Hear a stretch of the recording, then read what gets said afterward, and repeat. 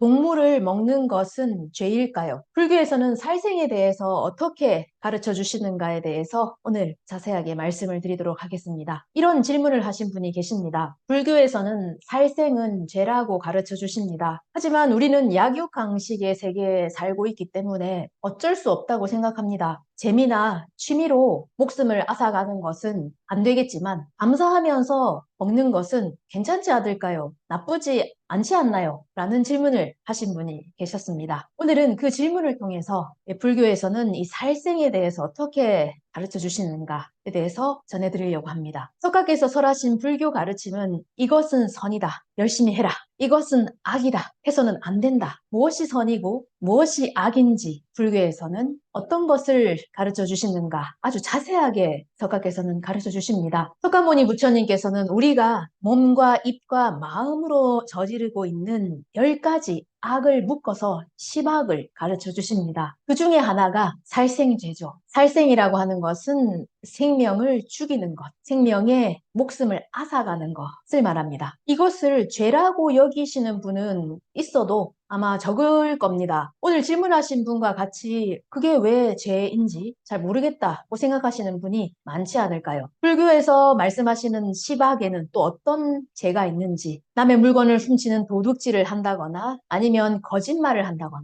불륜을 저지르거나 험담, 협박, 중상, 모략을 한다거나 이런 것은 시박 중에 하나입니다. 이런 것을 하면 법률적으로도 도덕적으로도 저 사람은 왜 저런 말을 할까? 왜 저런 짓을 했을까? 어떻게 저럴 수가 있나? 라고 비난을 받거나 문제 삼는 사람이 많습니다. 하지만 동물을 죽여서 먹는 것을 어떻게 그럴 수가 있냐? 어떻게 그런 짓을 할 수 있나? 고 생각하는 사람은 있어도 적을 겁니다. 불교에서는 살생죄는 죄이고 악이다라고 말씀을 하십니다. 오늘 말씀드리는 이 내용을 통해서 불교 가르침과 또 불교 가르침과 다른 종교와의 차이를 잘 알아주셨으면 합니다. 약육강식, 생명은 동근, 죄의식이 없다. 이 순서대로 말씀을 드리겠습니다. 질문하신 분은 우리는 약육강식의 세계에 살고 있기 때문에 어쩔 수가 없지 않습니까? 자연의 섭리이지 않습니까? 라고 말을 하셨습니다. 약육강식이란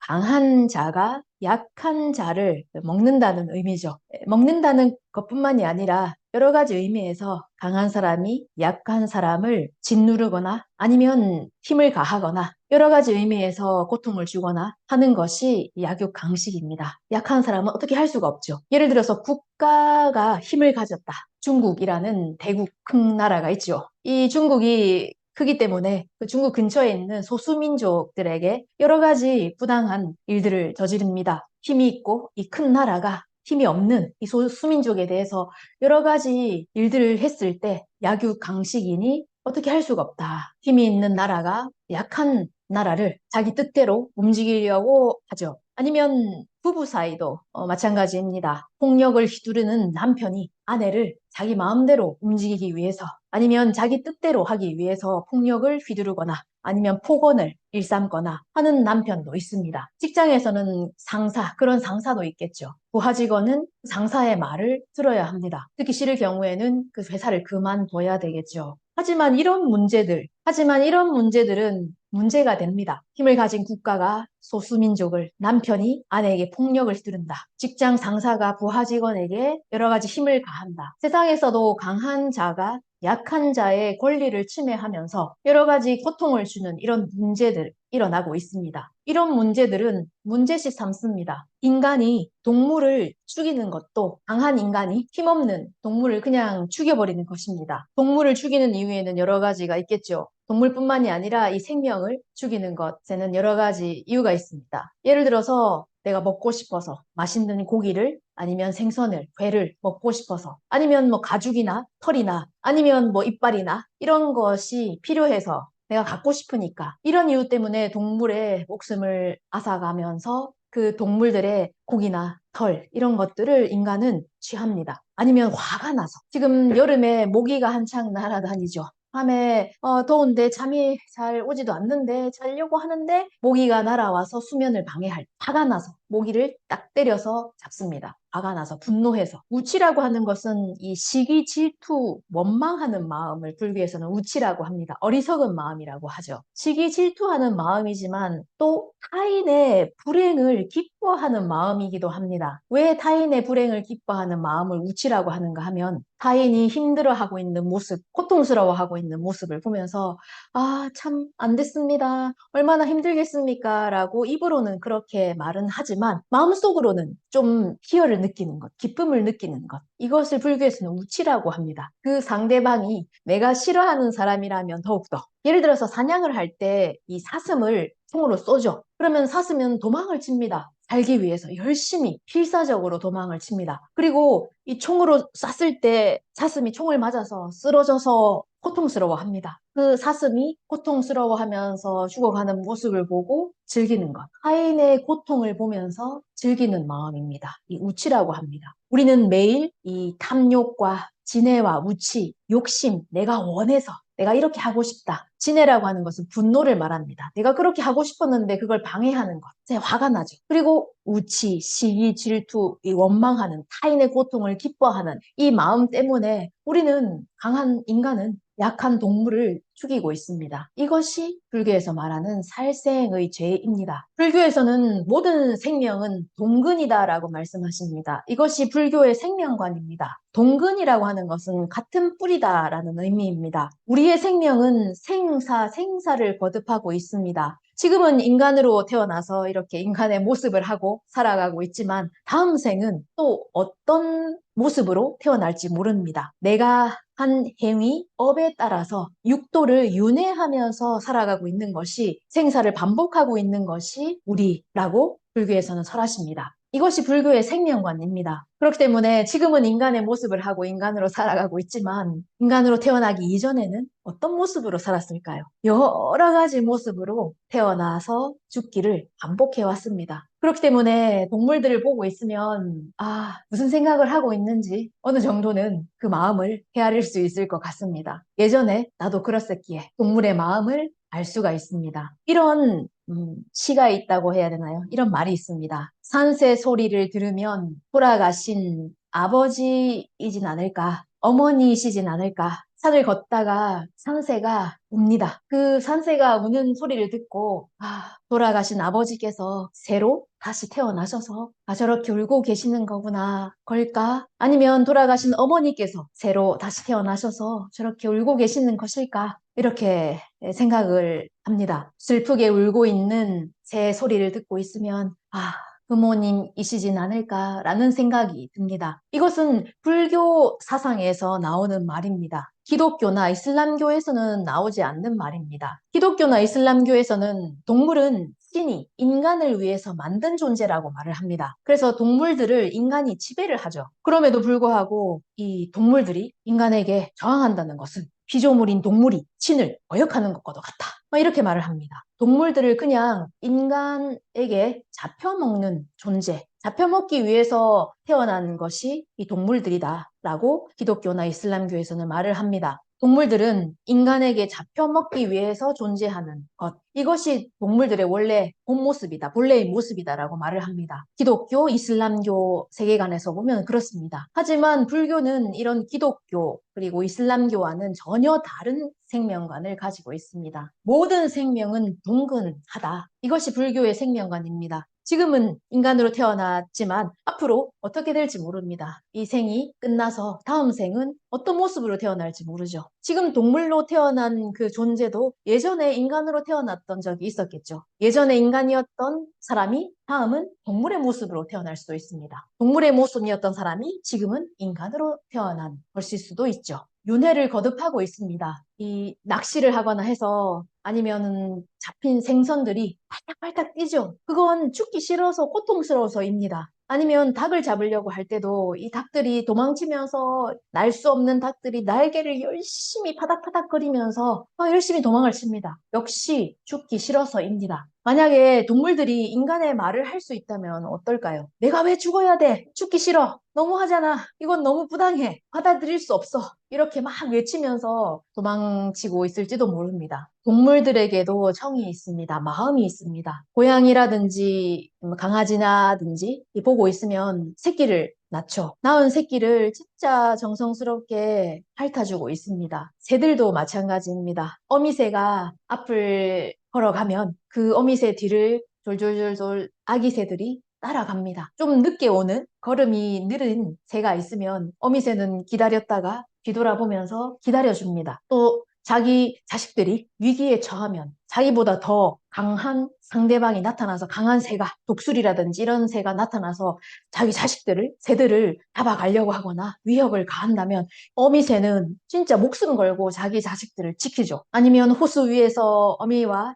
이 새끼들이 이 호수를 이렇게 왔다 갔다 하면서 같이 있는 모습을 보면 엄마와 아이가 공원에서 이렇게 같이 놀면서 지내고 있는 모습과 뭐가 다를까요? 다른 동물들도 인간과 마찬가지로 정이, 마음이 있습니다. 예를 들어서 닭 같은 경우에 태어나서 얼마 안 된 상태에서 닭장에 갇힙니다. 닭장 속에서 평생을 알을 낳다가 죽습니다. 아니면 약물을 투여를 해서 몸을 크게 불려서 고기를 좀 더 늘리기 위해서 몸을 크게 하기 위해서 약을 투여할 때도 있죠. 그런 고기들을 우리는, 그런 알들을 우리는 취합니다. 만약에 이런 일이 일어난다면 어떨까요? 만약에. 이 지구상에서 강한 것은 인간이죠. 인류가 가장 강합니다. 그렇기 때문에 약한 동물들을, 힘없는 동물들을 취하고 있습니다. 만약에 이 지구에 인간보다 더 강한 존재, 우주인이 나타난다면 어떨까요? 우주인이 인간의 고기를 먹으면서, 고기가 뭐 맛있다. 아니면 뭐 고기가 질기다. 뭐 기름이 많다. 이렇게 말하면서 맛이 있네, 없네 하면서 웃으면서 이 먹는 모습을, 인간의 고기를 먹는 모습을 보면 어떨까요?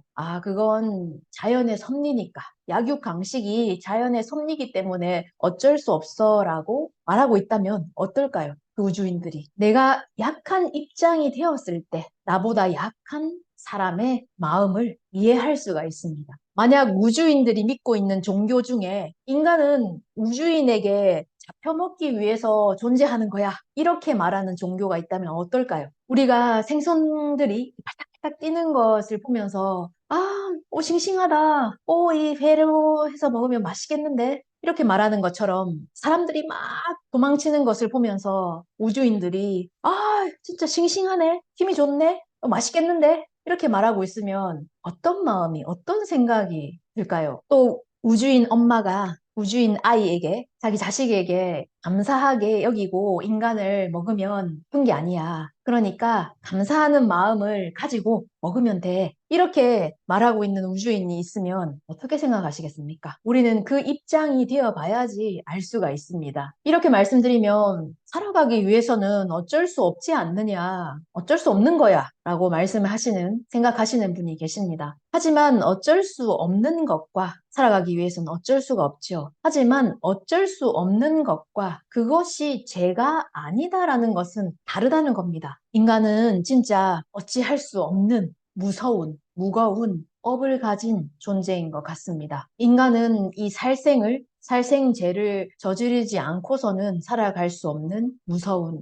또 무거운 업을 가진 존재인 것 같습니다. 우리는 죄를 짓고 있으면서도 죄의식이 없습니다. 내가 죄를 짓고 있다는 자각이 없습니다. 우리가 저지르는 살생죄 중에는 내가 죄의식을 가지는 살생죄도 있고 죄의식 없이 짓고 있는 살생죄도 있습니다. 예를 들어서 운전을 하고 있을 때 이 산길을 운전하고 있는데 밤에 잘 안 보였는데 뭔가 튀어나와서 차로 치였습니다. 고양이 아니면 너구리, 여우 이런 짐승들을 치워서 죽게 한 경험을 하신 분도 계실 겁니다. 그러면 잊을 수가 없죠. 특히 집에서 고양이를 기르신다거나 아니면 다른 동물을 기르시고 계시는 분이라면 더더욱 내가 죽게 했다. 라는 그 죄의식이 떠나질 않습니다. 가슴에 남아서 잊지를 못하죠. 영상을 보고 계시는 분들 중에서도 공감을 하시는 분도 계실 거라고 생각합니다만 제가 초등학교 때는 국민학교였습니다. 국민학교 때는 학교 교문 앞에 병아리를 파시는 분이 계셨습니다. 지금은 어떨지 모르겠지만 병아리를 상자에서 담아서 한 마리에 제 기억으로는 한 100원이었던 것 같습니다. 한 마리 100원에 병아리를 사와서 집에서 돌보죠. 먹이 주고 같이 자고 합니다. 그런데 어느 날 아침 일어났을 때 이 등 뒤가 좀 이상한 느낌이 들어서 보니까 병아리가 깔려서 죽은 겁니다. 등에 깔려서. 그러면 그 등에 깔려서 죽거나 아니면 잘못해서 이렇게 밟아서 죽게 만들었을 때 그것을 잊을 수가 없죠. 지금까지 잊혀지지가 않습니다. 이런 경험 한두 번은 해보셨을 거라고 생각합니다. 아, 내가 한 생명을, 목숨을 앗아갔구나. 죽였구나. 이런 죄의식을 가지는 살생제도 있습니다. 하지만 살생한 것을 죄라고 느끼지 않을 때도 있습니다. 예를 들어 마트에서 고기를 삽니다. 그걸 보면서 맛있겠다. 이 마블링이 진짜 좋은데 스테이크로 해서 먹으면 좋겠는데 이렇게 생각을 하면서 고기를 사지. 내가 죄를 짓고 있구나. 이것도 엄청난 살생제다. 이러면서 그 마트의 고기를 보시는 분은 없을 겁니다. 이런 얘기를 들은 적이 있습니다. 대학교 때 대학교 친구들이 티벳으로 연수 여행을 갔습니다. 한 달 동안 티벳에서 지내면서 네팔에서 같이 그 주민들과 생활을 했습니다. 그리고 한 달이 지나서 일본으로 돌아오는 날 그 주민들 분께서 염소를 잡아서 염소 요리를 마지막 날 이렇게 대접을 해주셨습니다. 평소 네팔에서는 옥수수 가루를 주식으로 먹기 때문에 이 고기를 먹는다는 것이 1년에 몇 번 없는 것입니다. 그래서 고기를 먹는다는 것은 진짜 드물고 그만큼 대접을 해주셨다는 거죠. 그런데 그 잡은 염소가 다름 아닌 그 대학생들이 먹이를 주거나 해서 돌봐줬던 영이라는 염소였습니다. 이름까지 붙여준 염소였죠. 그래서 이 염소를 보고 이 아이들이, 대학생들이 영이라는 걸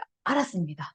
영이가 이렇게, 이런 모습으로 막 한 아이가 울기 시작하니 다른 아이들도 막 울기 시작합니다. 어떻게 이 영이를 먹을 수가 있냐면서 아무도 그 고기를 먹지를 못하고 막 울고불고 난리가 났다고 합니다. 그런 대학생들의 모습을 보면서 이 네팔 주민분들이 얼마나 황당했겠습니까? 이 무슨 일이 일어났는가 그렇게 생각하셨을 겁니다. 하지만 고기를 먹는다는 것은 그런 것이죠. 예전에는 소나 돼지를 잡아서 이 고기를 취했기 때문에 이렇게 생명을 우리는 취하고 있구나, 죽이고 있구나 라는 의식이 조금은 있었지만 지금은 모든 가정을 공장에서 다 해줍니다. 그렇기 때문에 가공된 상태로 이 랩을 씌운 상태로 작은 고기 덩어리가 되어서 마트에 진열됩니다. 우리는 작은 이 고기 덩어리만 보고 있기 때문에 살생이라는 것이 얼마나 이 무서운 죄인지 그런 감각이 마비되었을 뿐입니다. 불교에서는 고기를 사서 먹는 것도 살생제라고 말씀을 하십니다. 살생이라고 해도 세 가지 살생제가 있습니다. 불교에서는 자살, 다살, 수희동업이라는 살생죄입니다. 자살이라고 하는 것은 그런 내가 내 목숨을 끊는 그런 것이 아니라 불교에서 말하는 자살이라고 하는 것은 내가 직접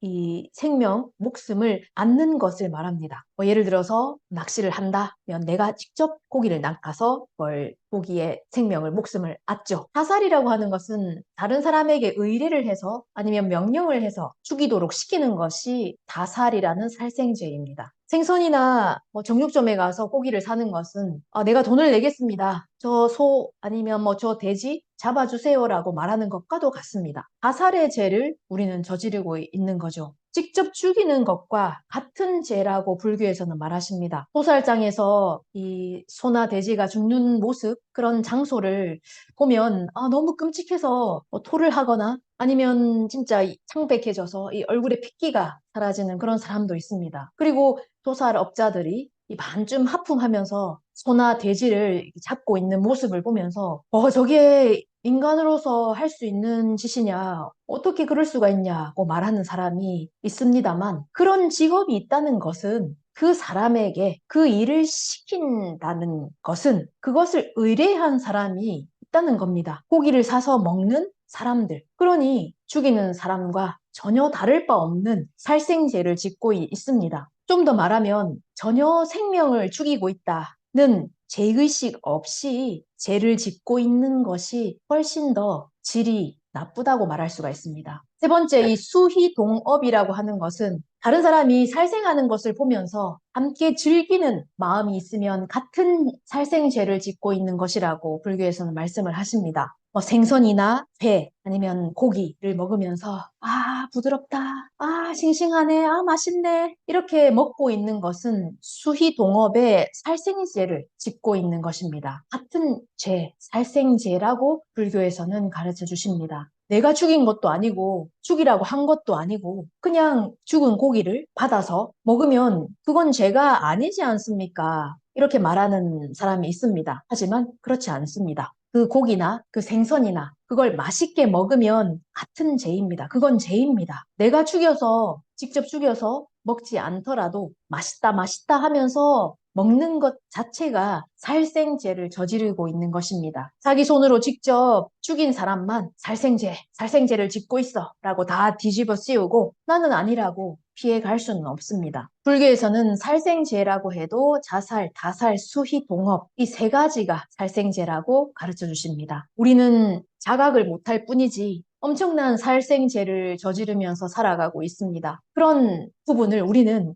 숨기고 있습니다. 완전히. 이런 뉴스를 본 적이 있습니다. 화살에 맞은 오리. 어떤 사람이 장난으로 장난감 화살을 쐈습니다. 근데 장난감인데 성능이 엄청났는지 오리 목에 화살이 박혀서 화살을 맞은 채로 이 오리가 공원에서 왔다 갔다 하는 오리가 있었습니다. 그 오리가 그 뉴스에 나온 적이 있습니다. 화살 맞은 오리. 목에 화살이 꽂힌 채로 이렇게 왔다 갔다 하니까 사람들이 그 뉴스를 보고 너무 불쌍하다. 어떻게 그 오리에게 화살을 쏠 수가 있냐. 인간이 할 짓이 아니다. 라면서 어떻게든 구해줘야 된다고 난리였습니다. 누가 그런 짓을 하나 불쌍하게 어떻게 그럴 수가 있나 용서할 수 없어 하면서 오리 구이를 먹으면서 아니면 치킨을 먹으면서 뜯으면서 양념치킨이 더 맛있네 하면서 TV를 보면서 어떻게 저렇게 오리한테 화살을 쏠 수가 있냐고 말하고 있는 것이 우리의 모습이 아닐까요? 예전에 동경에 도쿄에 다마강이라는 강에 바다표범이 나타난 적이 있습니다.